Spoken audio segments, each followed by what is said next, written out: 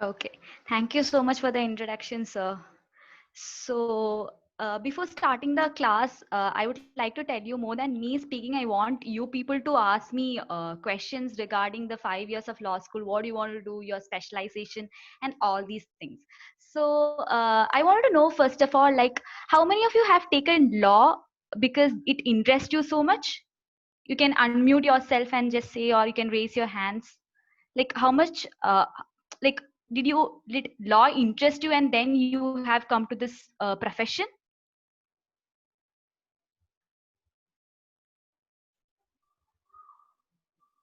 Yeah, Sudarshan. If I'm not wrong, Sudarshan, right? Yeah, please go on. Yes, ma'am.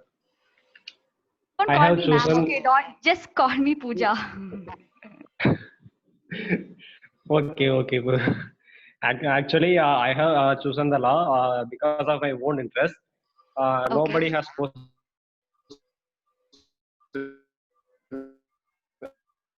only forced. They said no, you should study only become. But I said no, I want law only. Like that, I said. So for it's of my interest only. So Okay. So is there anyone in this batch who have taken law because they didn't get any of the subject and then their parents just forced them to take up law? Is there anyone?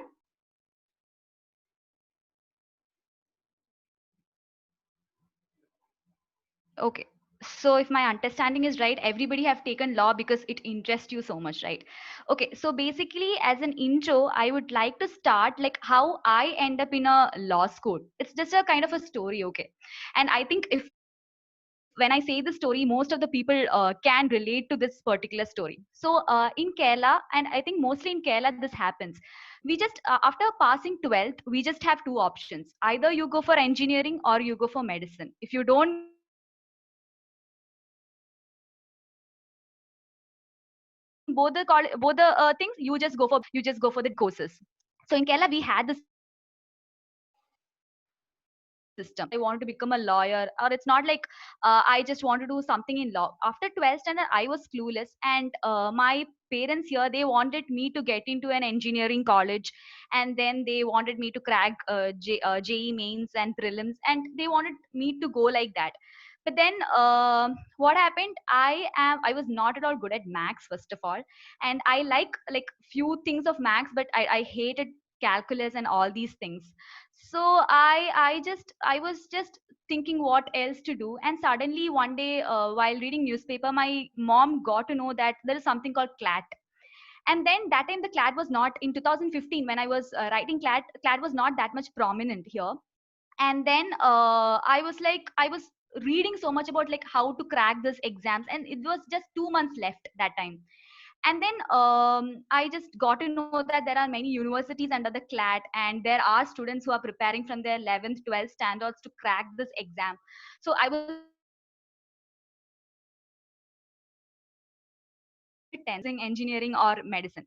Then I got the books from Sriram's Law Academy in Sriram's Law Institute is actually in Chennai, and then I started to prepare for CLAT. But then, frankly saying, my CLAT score was very bad, and I couldn't end up in a good national university. And then later on, I started to see other private universities because I was pressurizing my parents that I can't do anything with related to maths and science. My interest lies in history, politics, and all these subjects. And then finally I got to know about Alliance University, and then I joined the college.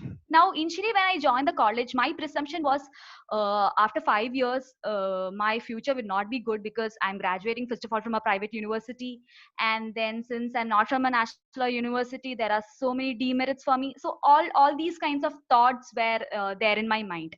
But I'm telling you, like, with 100% confidence, of course university matters. It just gives you a tag name that you are from a national universities, but that doesn't means that all your success and all that you want you will get it from a national or university.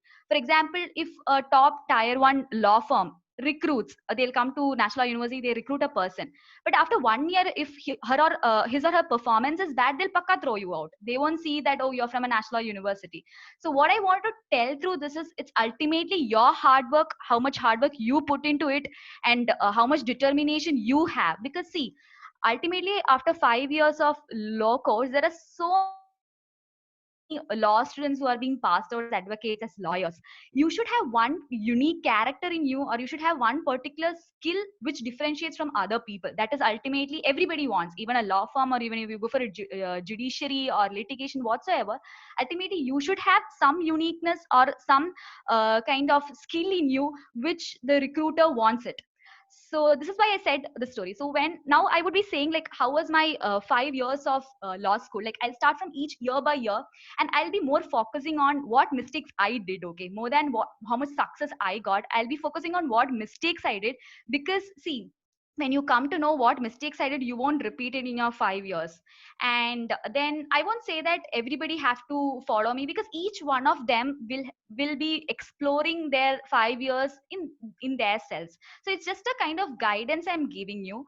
And I think you should yourself have a particular way to go about the things. Okay, so coming to the first year, when I was in first year, I was from, first of all, a non I was from a science background. So anybody is there from the science background here? You can raise your hands.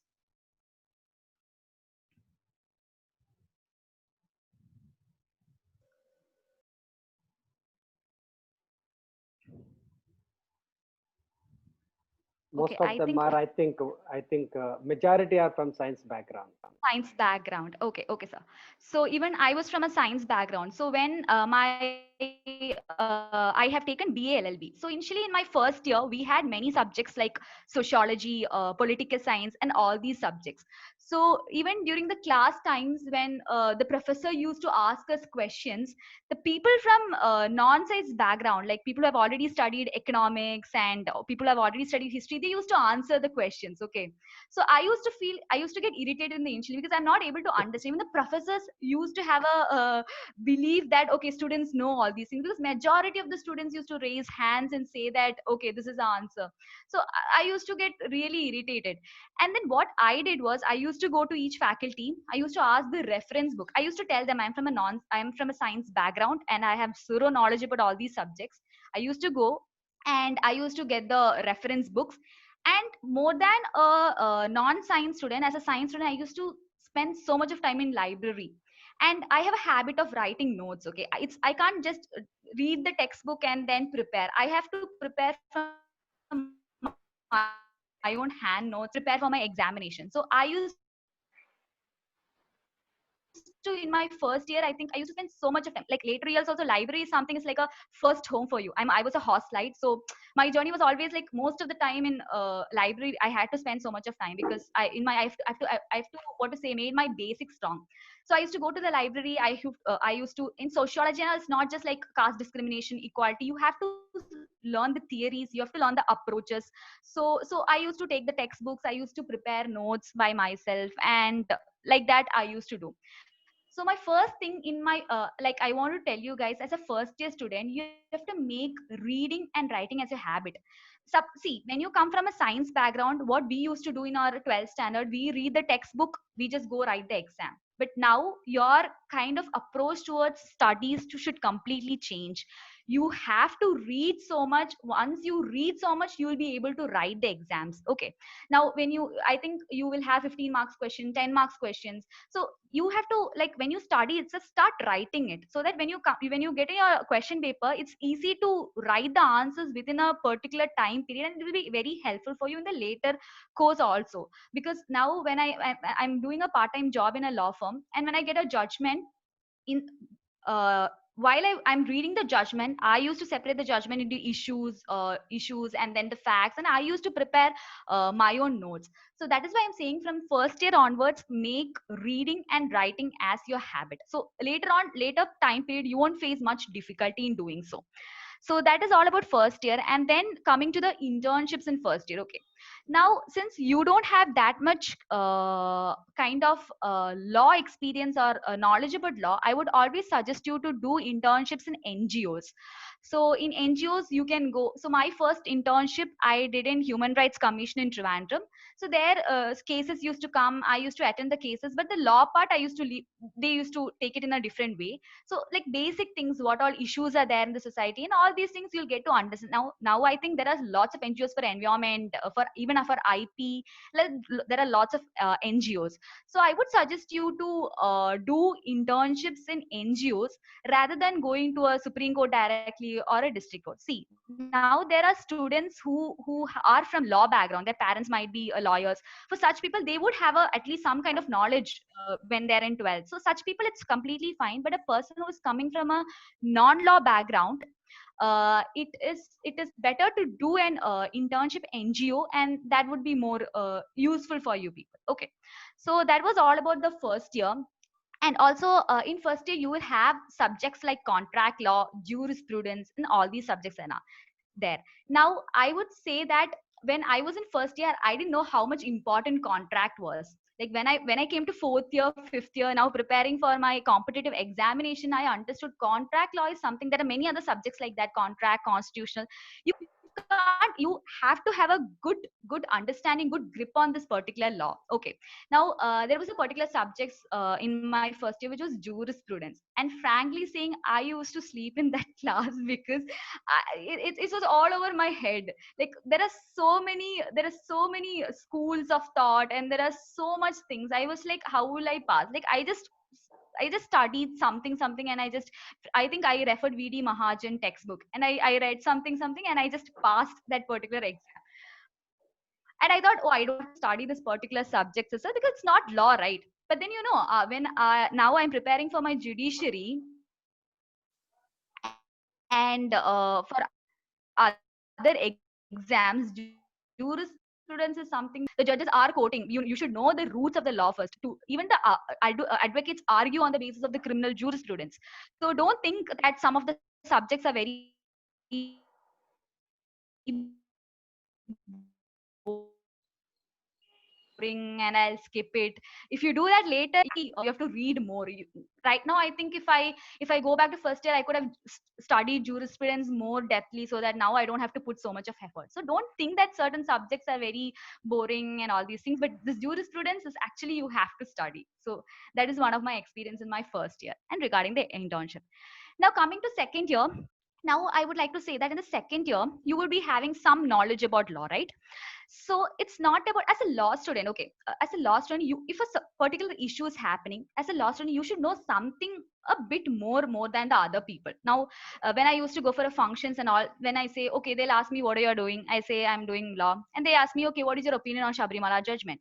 So here and all, you should have some knowledge to be unique. You should have some better knowledge about a particular issue. It's not just always the textbook knowledge. You're studying IPC or you're studying constitutional law, and it should not be always like focused completely on your textbook and all these things. You should now, suppose, see, recently you had the Farmers Act, the Farmers Trade Act, all these laws, all these legislations are evolving. You should actually in this year incultivate a habit of analyzing those things. Take up this law, read the like, there are certain websites, I would put it in the chat box, like Live Law, Bar and Bench.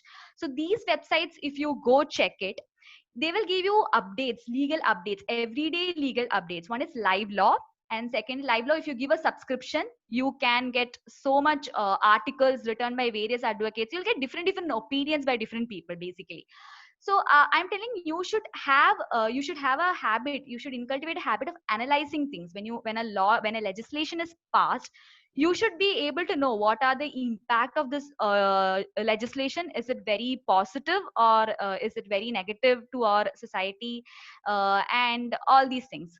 So basically in the second year, what you have to do is like read out of textbooks, try to analyze things, what is happening. And newspaper reading is of course a must thing.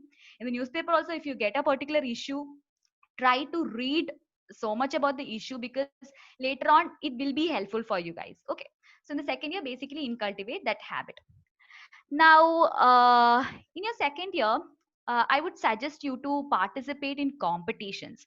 Now there are so many competitions like moot court. Anybody knows what is moot court? If not, I'll explain you. Can someone unmute and say you have an idea about moot court? We have an idea about moot court. Okay, thank you. So we have different competitions like moot court, trial advocacies, client counseling. So let's take moot court. Why do you have to participate in moot courts. I'll basically tell that it's not about just winning the competition. When you do a moot court, your two skills are developing. One is your research skills. When you do a moot court, you're preparing a memorial. Suppose in a moot court, the issue is like whether the transgender act is good or not. Okay, for example. And then you would be preparing a memorial for and against a particular act. Now, when you prepare it, your research skills, you have to research so much about this particular act, and you have to find out legal points, legal precedents, and all these things. So your research skills would be developing while doing it. Second thing is the speaking skills. Now, when I went for my moot court first in Alameen College in Bangalore, I didn't win the competition. Even I didn't cross the quarterfinal also. But the good point what I got it was I had a fear. Okay, I used to think, how will I argue before the court? Like how it is going to after 5 years you are just becoming a graduate and you are getting a you will enroll yourself, you'll become an advocate. So how do you argue before the court? So this fear was there in my mind, and this fear basically went because I did so much of moot courts. Now when you do a moot court, when you argue before the judge, before the panel, and then they will be cross questioning you so much, and then automatically you will have a habit of replying to that. You will get a skill of how to argue back, or if your opposite client, if your opposite team is saying something, how to revert that particular point. And you will basically learn all these things. So I would suggest you to please participate in such competition your second year, third year. Why? Because when you come to your fourth year, fifth year, literally you won't get any time to participate in such competition. You will be busy with your presentations, projects, and then that would be a last year time. So it's always better to participate in competitions like moot court, and then you have trial advocacies. Now trial advocacy is like a criminal problem will be given to you, and then you it is like completely different from moot court. You go cross examine parties, you hear the chief examination, and all such properly. What happens in a criminal court, same things you have to do it for that competition. So criminal trial is also people who wanted to practice in criminal law, they can go for trial advocacies. It would be very helpful for you in the future. And then now you have client counseling. Now these nowadays, arbitration, mediation, conciliation, all these things are developing. So now you have so much of competition across India in different universities having client competition. Basically two clients will be coming to you, and then you have to counsel them. So these competitions are very useful, and it also add a star in your CV. So try to go for such competitions in your second year. Now there is a particular website called Logtopus, and in this Logtopus you would be getting not legal updates. I mean, if suppose a college is organizing a particular event in any part of the world, they will update it in Logtopus. Now if you go to Logtopus, you can subscribe it and keep it, so that the notification comes to your phone or laptop, and then you can register for this for these competitions, and then it would be really useful for you. So have a follow on Logtopus, and even Live Law also gives the competitions and all these things.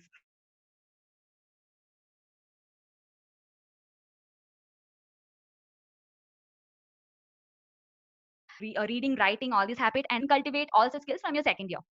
Coming to third year, in third year, you would be having projects. Okay, so this is a particular mistake that I did in my law school. We used to have projects. Okay, there are 6 subjects, and we have to submit the 6 project within a very short span of time without plagiarism. Now I don't know whether Banerjee sir will feel bad, but actually there are projects where I did plagiarized. Okay, I did seriously plagiarize, but there are particular subject I put so much of effort and completed my project. But there are some other subjects which I was not interested, so I just have to finish it off, and I just thought like I have to get marks, and I just completed it.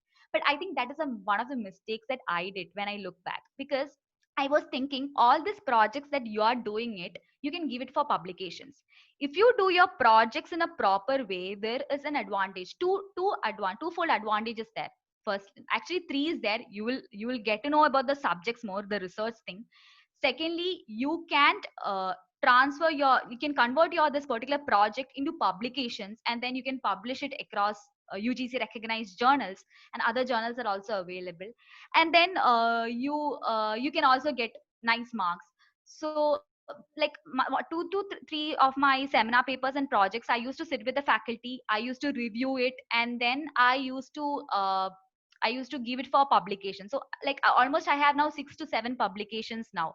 Now this publications is not like I devoted a particular time for writing the paper. It's all, everything was projects. I used to work on the projects, and then I used to give it for publication. So I am giving you as an advice that don't plagiarize anything. You put your hard work, because it will be useful for you. Like publication is something which anybody, if you go into a litigation, if you go into a judiciary, if you go into law firms, everybody, when they ask you what skills you have and you say your research skills, you can prove your research skills saying that, see, I have published so and so papers. So publishing papers is a very good thing. And from your third year, you can, when you start doing your projects itself, you can what to say, and later on you can transfer it into projects. I later transfer it into paper publications. And also in this law octopus, you'll get an updates about conferences happening, national conferences, international conferences. Now what is the point of going to a conference? Okay, so I think most of my internship and most of my contacts that I have now, I got it through conferences. Now when you go present your paper, you can present and publish your paper in a conference. So when you go for that, there will be, like, I used to go for IP conferences. So many times I used to go for IP conferences, and there would be a tier 1 law firms like Anand and Anand Suraswanas, all the partners and all the associates used to come for the conferences, and we used to have a tea break in between. So initially, I was so shy to go them and ask them for an internship. But later on, what I understood it, you should always go hit back. You should go always hit them, and then they should actually see, okay, this person actually wanted to do something, some internship and all these things. So I used to go them and irritate them, saying that, ma'am, I really want to do an internship. Why? Because see, in top tier 1 law firms, if you send an application for an internship, they are not going to look at it. They'll throw the application to trash, because they are not even going to open it and check, okay, what are you doing. Like frankly saying, most of the place it's all about recommendations. In top tier law firm especially, wherever it is, it's all, they'll recommend the students. And then it's not like you will send a CV, and even if you have a very good CV, they're not going to take you. So it is a shortcut to get going for an conference, even national, international conference, always a shortcut to get your and like fancy internships and all the top tier 1 law firms. And on the other hand, I also say that, right, if you go for a top tier 1 law firms internships, they won't give you any info. They'll just give you a research work, you just do it from morning till evening, and that's it. They won't give you any confidential information, or they won't give you, it's their policy actually. You won't get to learn real work when you go to a fancy internship. Of course, you have to do it for a star in your CV, but then it's always better in your initial years to do an internship in a normal law firm, because there they actually give you work. They actually ask you to draft things. They'll actually to take time to review it and do it. But whereas when you go to a top tier 1 law firm or top tier 2 law firm, they won't teach you anything. It's just, you are going for an internship, you'll get a certificate. Yeah, obviously the certificate will be useful, but then at the end of the day, you won't learn anything from that particular internships. So that is about conferences, national, going for conferences, for international national conferences. Now coming to the fourth year. I think by this time you should have an idea about which law you like the most.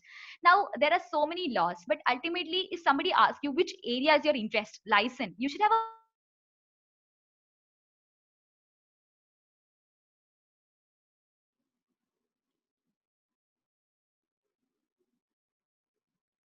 most. Now Speaker in my third year. Pooja, I think in between it's Connection just a problem. connection, some internet problem, and there is a pause, and Okay. it's getting not connected. Okay, I Sir, think right now is it right now, audible? right now it's audible and you are visible perfectly, all right. But in some time, I think internet connection is okay with you. Yes, Yeah, sir. yeah. At Okay, please this go ahead. end, it is Please go fine. ahead. We will no problem. We'll continue. Okay. Yeah. Thank you. Mm. Okay, Please go ahead. okay, Sorry. Sorry. Yeah. okay, okay. So Yeah. So coming to fourth year, I think by this time you should find out a area of specialization which you wanted to do. It's not about just doing. When you say when I say IP is my specialization, compared to all other students, I should have some good knowledge about that particular specialization. So even your CV, when you keep IP is your specialization, as a recruiter, when they see IP is your specialization, they will ask you automatically, okay, why do you think IP is your specialization? So when I used to go for interviews, when they ask, I used to justify saying that first of all, my specialization from my third year, it's IP law. Secondly, I did so much of internships in IP, and then I did a moot court in IP. I published 2 to 3 papers in IP. So basically, when you say, like, you should have a knowledge about all the subjects, but at least 1 or 2 subjects you should have a inbuilt knowledge, or you should have a command over that particular subject. That is very essential. I think by fourth year you should really able to be able to figure it out, what interest it lies in you. Okay. And then also I'll ask you, there is a platform called LinkedIn. You can also get internships, you can also get jobs and all these things, being active in LinkedIn and keeping updates, what all things are you doing in your 5 years of law course. And even you can fetch so much of internships in being active in LinkedIn. Okay. And then finally, coming to final year. So when you come to your final year, I think you won't get enough time to think what to do. You should be always prepared. Now if there are people going for judiciary, I would suggest them to revise your subjects, CPC, IPC, all these things in your fifth year, along with the academics that you're doing in fifth year. Revise all these subjects. Suppose if you want to go for law firms, if you will have a particular idea, right, you want to work in this particular field, you should make your CV in a position that the recruiter is able to recruit you because you have an interest on this particular subject, even if it is litigation. So in your final year, basically you just have to concentrate. By that time you have to figure it out what you really have to do. And in your final year you have to concentrate on, if it is judiciary, law firm, litigation, all these things, you have to concentrate particularly that. Now coming to the marking and all the, I think from your first year till your fifth year, you should have a consistency in your mark sheet. When somebody takes your mark sheet, you should have some consistency. Why? Because if suppose a recruiter is there, and then hello, am I audible? Yes, you are audible. Okay. No problem. So when if a recruiter takes your mark sheet, it should not be like, okay, first year she scored almost around 75 percentage, and then in your fifth year you are scoring around 60, 55 percentage. So it's always better to have that consistency throughout the 5 years. If you're scoring in 72, 73, be consistent throughout the 5 years of low course. And then with respect to specialization, I think I can talk more about IP because I did my IP specialization. So in IP, basically, in IP, yes, sir. Uh, IP specialization you have taken being a BALLB student, isn't it? Yes, sir. That Yes, please, yes. please emphasize that to our students. You are from BA LLB background and you Okay. opted for IP because our students have some questions with regard to it. Can BA Okay. students opt for the IP or only BBA can opt for IP? Is it easy for them? Something like that. Okay. So please Okay. just Okay. elaborate your ideas on that. Thank you, Pooja. Okay, okay, okay, sir. So I don't think so. If you are a BA LLB or BBA LLB, doesn't make any difference in taking IP. So be in, when you take IP, it's not just you just only have to study IP. You have to study company law. You should have a little bit knowledge about contract law, because in IP and all you have licensing agreements. So you should know about contract law. You should know about something about this competition law. You should have some knowledge about constitutional law. It's not like if I say IP is my specialization, yes, of course you have to study IP in depth, but that doesn't mean that only IP, you won't study any other subjects. It's all combination of everything. So when I was in my third year, first of all, I got this IP interest because I did a moot court. And then in IP, it's not just like only BB. In BBA you have basically what, finance, accounting, statistics. That doesn't cover under anything cover under IP law. IP is completely different. Any person from any background, irrespective of science, non-science, BA, BBA, you can go into IP. You can, once you start reading the IP basic acts like Patent Act, Copyright, Trademark, GI, you'll come to know that it's not compulsory that, and it's not if there is no advantage if you are a BA or if you're a BBA, you take IP. There is no advantage. It's like you're studying a particularly new subject itself. Nothing BA subjects or BBA subject. Nothing is there in the IP. IP is completely different domain, and you don't need to have a BBA degree, or you don't need to have a what to say knowledge about BBA while you take IP as your specialization. So and then okay, and then I think you can ask me questions now more than me continuously talking to you. If you have any questions, you can unmute and ask me.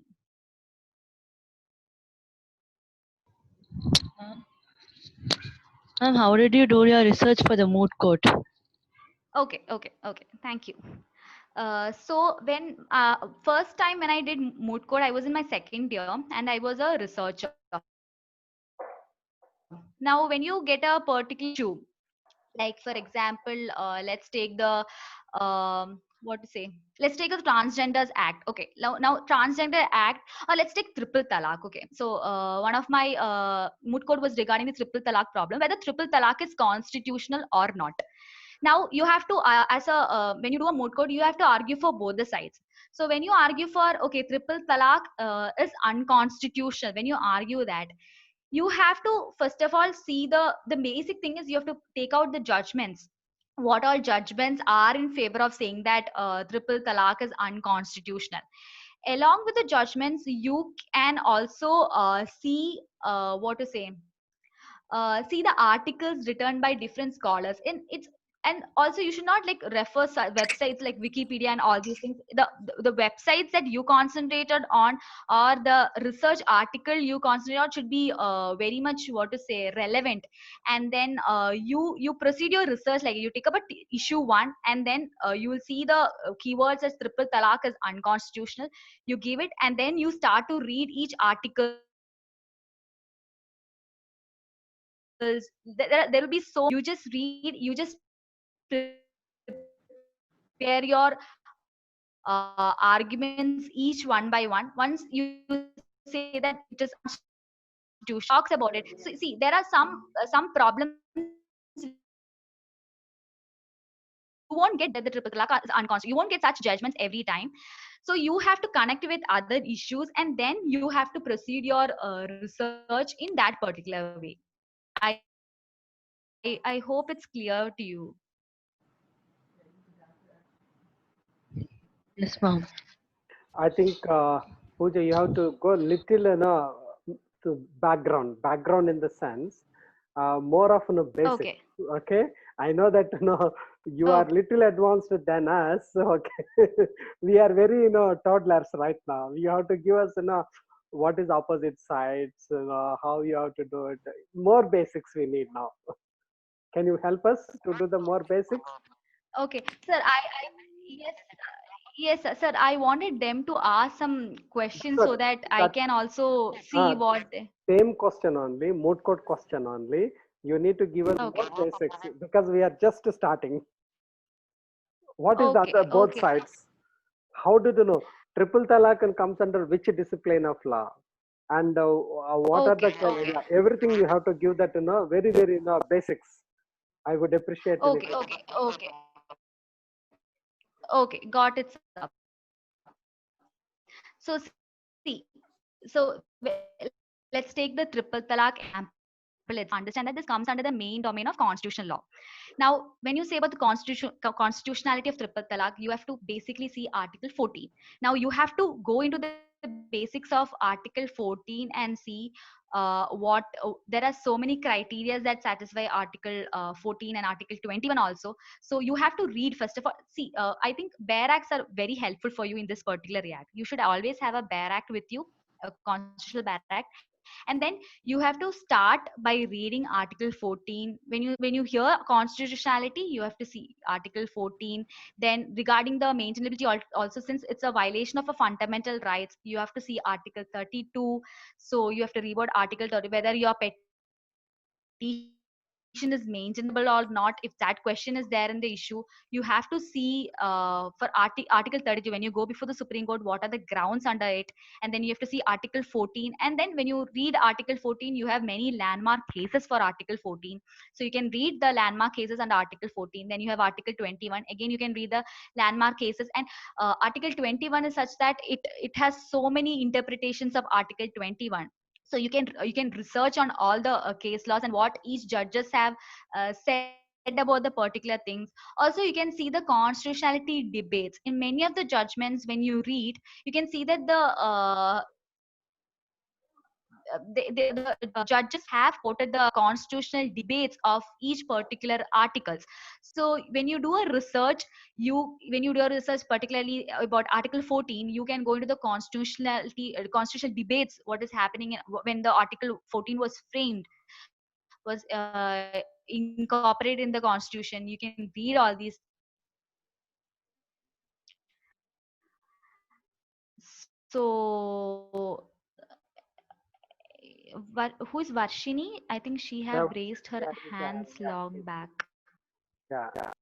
Varshini, what's your question? Can you please? No, ma'am, it's because that you asked about like who was from BPC and then I nothing like that, no doubt. Okay. Okay. Is there any other questions? Ma'am, I have a question. Yeah. Ma'am, did you refer any books for the research or you did for the Wikipedia or Google? No, Wikipedia not at all. you have when you say you should have an access to Manupatra, SEC, Westlaw. We have such websites. Okay, so basically when you read a judgment also, it's always better to put the citation. You guys have access to SEC, Manupatra, right? Yes, all of them we have right All now. of the okay. So you people have started working on it. Like you know how to access the Not yet. wiki. Just starting. Yet. Okay. So you Just have such starting. Yes, we have. websites like SEC. Okay, starting. Okay, sir. So basically, you have such websites, Manupatra, SEC, where you give the citation or you give a party name, and then you will get the complete judgment. You'll get the procedural history also. If it is a appeal, if district court, high court, supreme court, whole judgment, you will get it. And then you have to, you even in Manupatra, you will get good number of articles. So when you do research work, these are all the legal databases actually we have. Okay, so you basically have to read from all these websites, and you should never ever open Wikipedia. Okay, because Wikipedia is something anybody, any third party come and what to say, they can do something. So always rely on these particular website. Along with that, even I referred the books for a constitution and for all other subjects. Textbook is, I think, more than using the net, I think we referred textbooks mostly. So it's like 80-20 kind of ratio, textbooks and the net. There are some issues, like for example, in my IP law, there are some particular issues which there are no particular books, so that time we refer mostly on the net. But where are like in constitutional things and all, we have enough books to refer. So it's always you can refer both the things simultaneously. Okay. Any other? Any other question?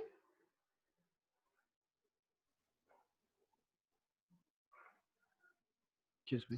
So So I've heard that certain law firms are NLU exclusives only, and NLUs try to make such things that law firms and companies don't go hiring in other colleges to make the playing field uneven for themselves. So is it true?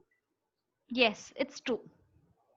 It's actually true, because there are certain, I recently I have seen so many posts in LinkedIn which says that we recruit only the NLUs and the top private universities.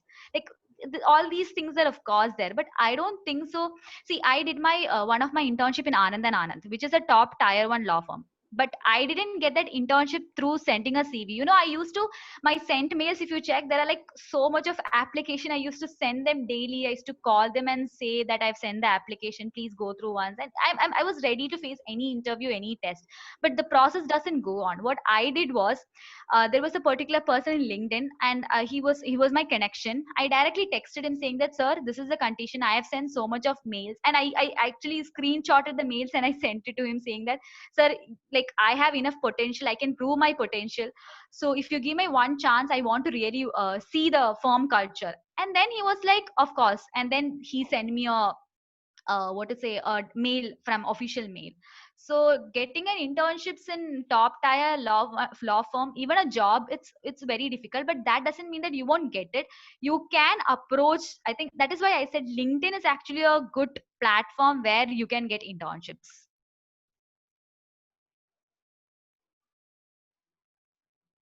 And also it's also about contacts. In my fourth year, I did my internship under Attorney General for India, KK Venugopal sir. So there is actually it was my dream internship, first of all. And what I did was, before that I did an internship in Delhi. So every day I used to go with my application in front of the office, and they were like, you have appointment, then only we'll allow you inside. I was like, no, I have to meet. I'm a law student. I have to meet KKV sir. I want an internship. I want to see how work happens there. And then after going like 5 to 6 times, then the his PA Balakrishnan sir saw me and he was like, ask her to come inside. And then I went inside and he looked out, he checked my CV and he was like, yeah, you have pretty much all the things. And why didn't, and he was like casually asking, why didn't you send us a mail? I showed my phone, sir, I have sent you so much of mails, you have not replied. And then he showed his laptop saying that, see, all over India, we are receiving so much of application. It's impossible for us to like open one application, review it, and call that person. So it's always, internships is something you have to, you don't get it directly by sending an applications and all these things. You have to get some or the other. You should have a contact, or you should have a law background, like somebody from law background, or then through LinkedIn and all these things. This is how you get internships and all in your second year, third year and all. But once you have a proper kind of internships and experience, so basically when I was in first year, I didn't have anything to put in my CV. Like my CV, just I was not an extraordinary student and all in my school life. It was just I had a minimum marks in my 12th, 10th, and all. So I never had anything to put in my CV. So what I used to do is that I used to do online internships. I think in this Corona time, there are so many online internships are happening. Actually, which is very good. It will help. You can put it in your CV and get better internship by making this as your base. And I used to work as a campus ambassador, and then in campus ambassador in legal desire, and then I became one of the coordinator of that particular platform. And then through that I started to build up my CV, and with that base, in my second year and all, I used to apply for better internship. In the first year itself, you can't apply, you can't go to a top tier one in law firms, and because you don't have anything in your CV. So basically start doing small things, and with that base you can approach big law firms and all. I hope it's clear. Yes, it is very clear now. Okay, thank you. Is Uh, there any other any other? question? Good. So first of all, thing is that now Pooja is started confessing, so many things. Isn't it? That's all, all the students, generally they do it. But Yes.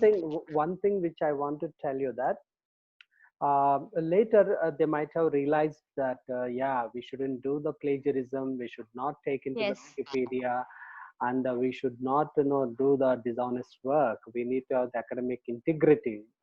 And when we go as a teachers and to the class, and all these people, they say that, come on, yeah, they say all this crap, but who will do 6 essays sitting in the whole semester?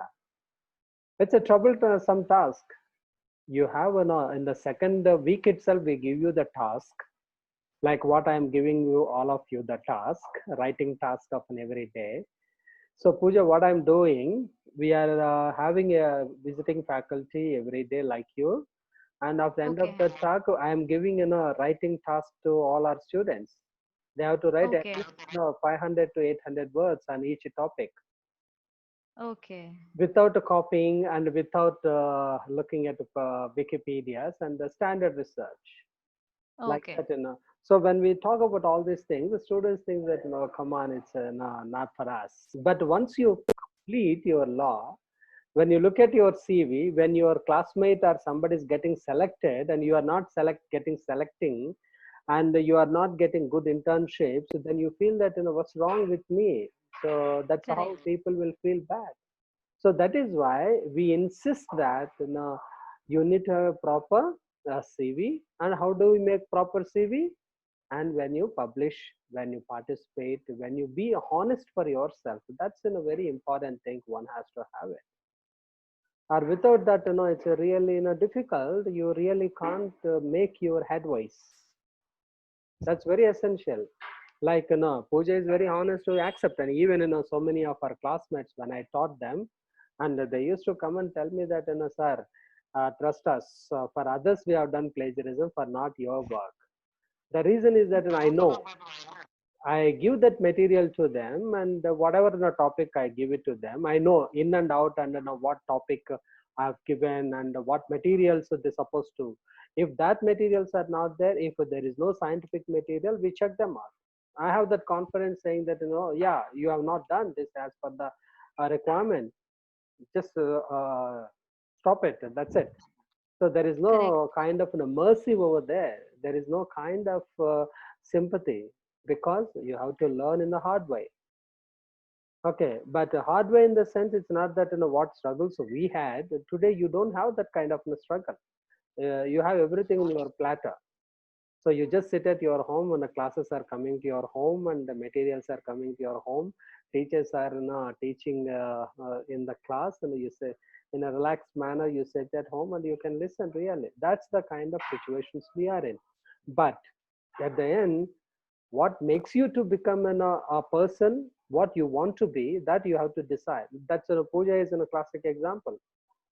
So I told you that she's a just normal student. Now she's not very brilliant, but the commitment and the kind of perseverance and dedication make her to have very good CV, go into the different and that kind of ideas you need to have. Like she told one thing, though she said that I want to do it with KKV sir and I went many times. This only possible your perseverance and your commitment, your awareness. That's first thing you have to. And anyway, that's I'm very thankful to Pooja for having come in this morning and Actually, yes, I want to add one point. Right now, when I was in Alliance University, we had a particular type of research we had to do. Okay, like we have to submit the synopsis first, and then we have to. And I remember Bansi sir, like he never taught me directly, but I have heard my friends saying people used to write research questions, go to him. He will be like, "We rejected. This is not up to date." And students used to come and say, "Why? What is the problem with the research?" But he wants that creamy layer students that he whichever student that he mentored have come up with flying colors. Actually right now when I do my LLM, the other students from other university, they're struggling to write a synopsis, they're struggling to frame a research question and hypothesis. But I'm very glad that I got all, like we had a good faculties in Alliance University that they trained us how to make a synopsis. And in many presentations people used to come crying out of the room because they used to like reject the paper on the face of them. But I think all that in the panel viva also we used to get screwed so much. But I think all that things when I got irritated that time, but right now when I do my LLM research work, when I do my LLM dissertation, it is like helping me so much to frame a research question. I have every idea, okay, how to go about it. So I just want to mention here. that's true. Yeah, that's thank you, Pooja, for that. Even we have your senior batch, and they all three, four of them have gone to UK to pursue, and Yes. they are all sending back messages saying that, sir, thank you so much. No, because of Alliance training, we got a good training, and now we don't have Correct. any problem working in the foreign universities because you have given the base for us there. because I have my pet word. Whenever a student comes with any synopsis for the first time, I only write one thing, that is a TRASH. Can you decipher that? TRASH. That's the word, I just write it. I'm little fancy of that word. It's not that, to make you feel humiliated. No. And before that, I do all my homework. What is the homework? I explain the topic in the class. When I give the titles, not only me, all the faculty members. We have Dr. Mahesh, Bhumika ma'am, and Sujit, Sumant, as well as we have good faculty. They all have going to come here, and they all do the same thing. When we are giving the topic, we expect you to look at that from the kind of problem. Like yesterday, I told you, when Varshini is asked and others have asked the question, how do we take and how do we write? First, you have to look at the problem and analyze that problem. Look at from the legal perspective. When you do that, and it will be good for you. So if that is not there, and what we do that, no, just, yeah, it's a red. I always have 5, 6 red pens on my table. Whenever people comes that, yeah, this is fine. The reason is that I would have told them while giving the topic itself. Every teacher will tell you.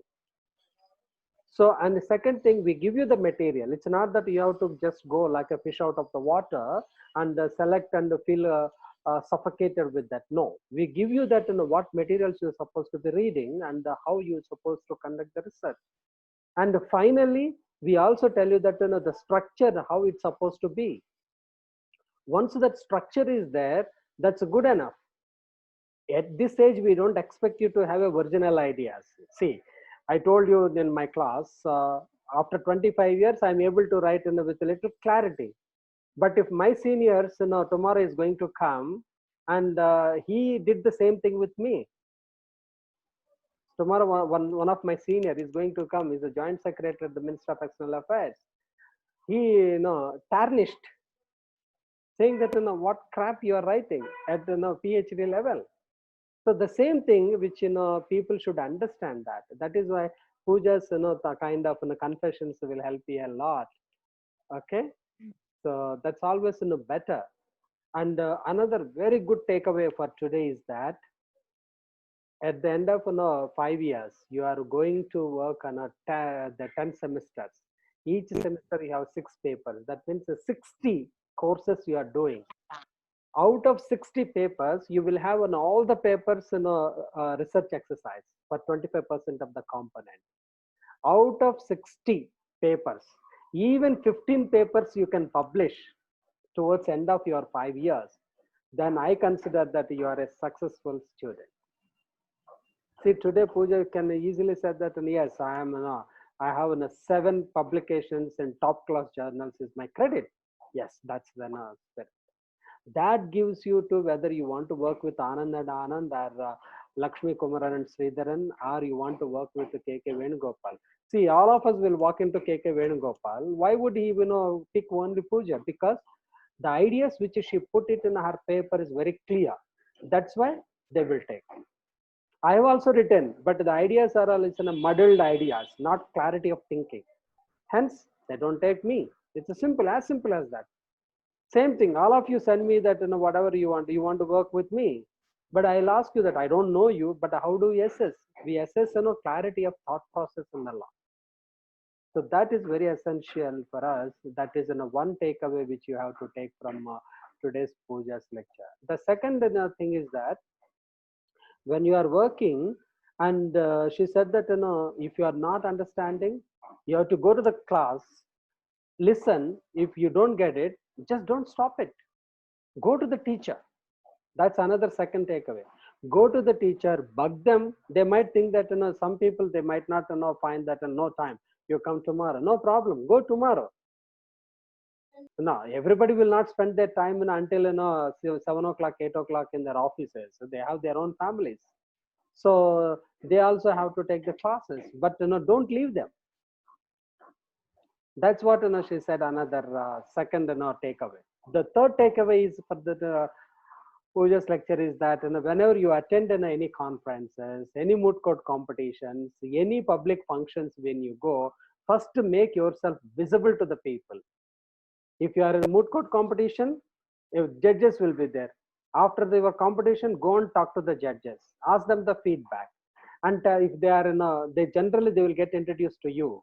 And if they are from the good law firm, tell them that request them, say that you are interested in that field and you want to work, and you introduce yourself, and if possible take their the contact numbers and all. Isn't it, Pooja? That's what you have to do it. The network is very, very essential for all of us. Okay, so thank you very much, Pooja. So very good Thank you. takeaways. Thank you, sir. Thank you, sir.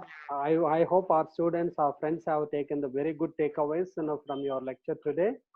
Sure. Okay. And sir, I'll share. You can share my number also if they need any internship assistance and anything. I'll be always available. And that's what, Pooja, I want to take some of your help, like you and others from our alumni, and we Sure. want to bring at least 2 or 3 of you in one go, and make them to sit with them and give training about one vertical of research, writing in a research essays and etc. The other vertical, I Sure. want you to come and tell them the CV preparation. And the third vertical, you should come and speak to them with regard to how to conduct themselves in the moot court preparation.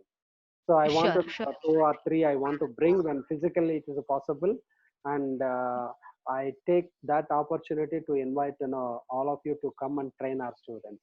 And Sure, sure, sir. my dream and project is that it's not a dream, it's ambition, that the first year itself they should be able to participate in one of the top class moot court competition. That's the aim. So I am trying to prepare them, and I have my able faculty members also. I have our faculty with us today, that Mahati. Mahati, can you just unmute? Yes, Mahati. Yes. Hello, sir. Hi. Hello, sir. She is a student at now Jindal Global Law School. She is doing her LLM, Pooja Vikram, and Hi, ma'am. Hi. and she completed her LLB from Alliance School of Law, and she's one of the toppers. So I thought I'll bring her today and give some pep talk to our students, because they don't have seniors. So she's a kind of senior mentor to them. Okay, thank you, Pooja, so much, and wonderful to have you with us, and we look forward to have you again whenever we need Sure, to spare some time.